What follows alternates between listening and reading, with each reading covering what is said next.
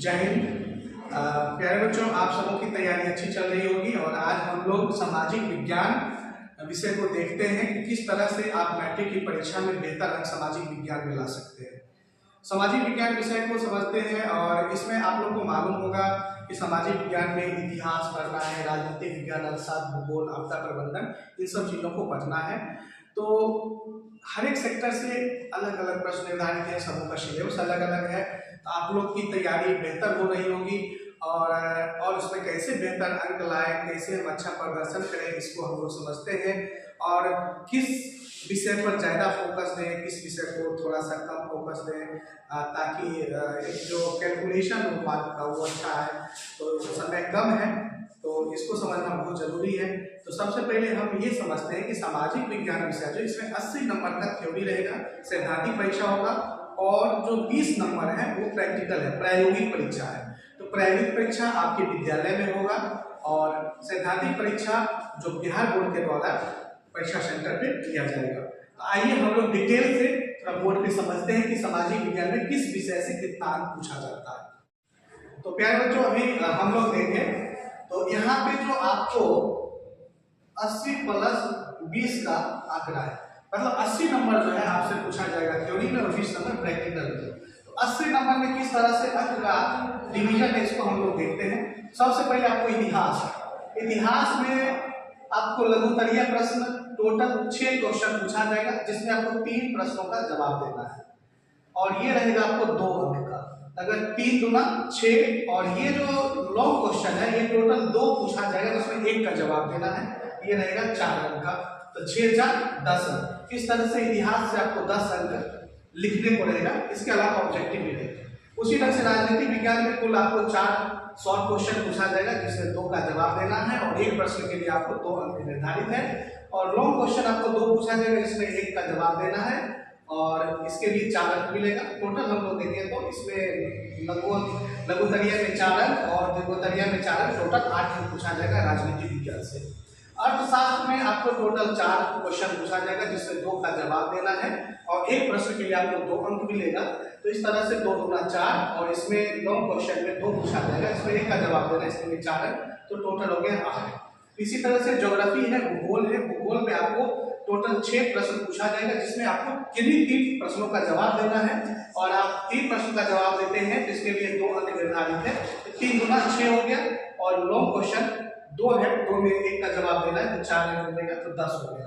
और यहाँ पे आपदा प्रबंधन है, तो आपदा प्रबंधन में 4 सवाल पूछे जाएंगे, जिसमें आपको 2 का जवाब देना है, 2 के लिए 4 अंक मिलेगा। इसमें लॉन्ग क्वेश्चन नहीं पूछा जाता है। अगर हम कुल अंकों को जोड़े, यहाँ पे टोटल आता है 40। 10 + 8 + 8 + 10 + 4। इस तरह से 40 जो अंक है, ये 40 अंक आपको कहाँ से पूछा जाएगा?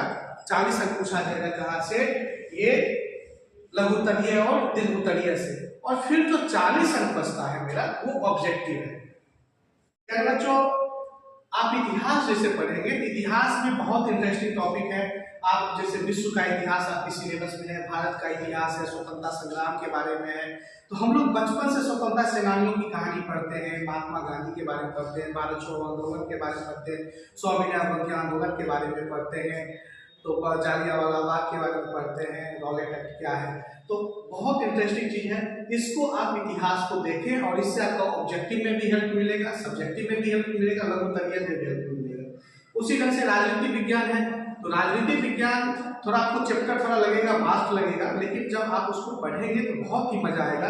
क्योंकि जैसे सत्ता के साझेदारी, और हम लोग जैसे लोकतांत्रिक देश में जीते हैं, आप गांव की अगर पंचायत चुनाव को भी देखें तो किस तरह से लोकतांत्रिक प्रणाली से पंचायती राज में चुनाव होता है, या विधायक का चुनाव होता है, एमपी का चुनाव होता है। तो आप लोकल जो स्तर पर चुनाव होता है, उससे आप सिलेबस को रिलेट करिए, उससे करिए कि किस तरह से चुनाव की प्रणाली है, किस तरह से लोग अपनी भागीदारी उसमें निभाते हैं। जिस समुदाय की भागीदारी सत्ता में ज्यादा होता है वो कितना तरक्की करता है, पहले क्या था अभी क्या है, उसको एक बार आप कोरिलेट कीजिए, एक बार उससे अपने जीवन से जोड़िए और इसको पढ़िए, बहुत मजा आएगा। आपको सारे सवाल इसमें से भी बन जाएंगे, कहीं दिक्कत नहीं।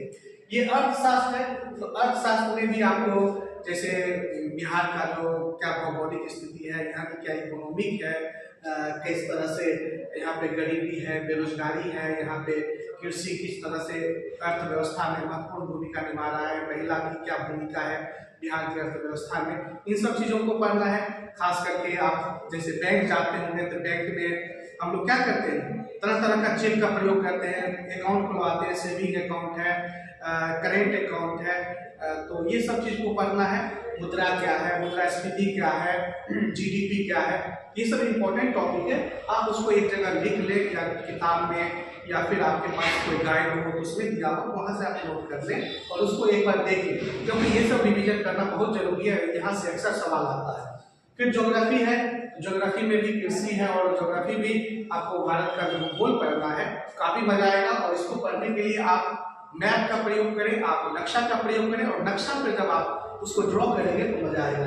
आपका प्रबंधन में जिस तरह से शीतलहर की समस्या है, बाढ़ की समस्या है, अगलगी है, तो ये सब जो हम लोग देखते हैं प्राकृतिक आपदा या मानव जनित आपदा, इसके बारे में पढ़ना है और उसको लिखना है। विद्यालय में हर एक शनिवार को मुख्यमंत्री सुरक्षित शनिवार के तहत भी आपको विभिन्न प्रकार के आपदाओं के बारे में बताया जाता है। तो अगर आप विद्यालय में ढंग से सुने होंगे तो उससे भी आप लिख सकते हैं, या अखबार के द्वारा भी सरकार के विभिन्न विभागों के द्वारा हमेशा लोगों की जागरूकता अभियान चलाया जाता है आपदा को लेकर, उन सब चीज़ों को भी आप इसमें लिख सकते हैं। अगर आप आपदा के बारे में नहीं भी जानते हैं तो जो आपका पर्सनल अनुभव है उसको भी लिखेंगे तो बहुत हद तक वो सही ही होगा। तो इस तरह से आप ज़्यादा टेंशन नहीं लें, बल्कि पार्ट वाइज इतिहास, राजनीति विज्ञान, अर्थशास्त्र, भूगोल और आपदा प्रबंधन सब समय प्रबंधन के साथ पढ़ें। उम्मीद करते हैं कि आप बेहतर अंक लाएंगे और आप सबों को हमारी ओर से बहुत बहुत शुभकामनाएं।